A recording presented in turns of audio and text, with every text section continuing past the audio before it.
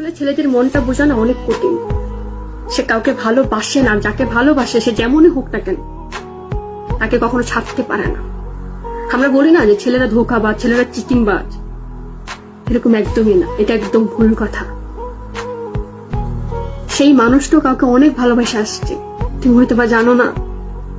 সে কাউকে অনেক বিশ্বাস করছে, কিন্তু সেই তাকে সবচেয়ে বেশি কষ্ট দিচ্ছে। আর ভালোবাসা যেটা কখনোই সহজে পাওয়া যায় না। কেউ চলে গেলে আছে না, কান্না করবা না, আরে গেছে গেছে, লাইফটাকে সুন্দর করার চেষ্টা করে এর থেকে ভালো মানুষ পাইবা জীবনে। আর তখন ওই মানুষটাই স্থায়ী।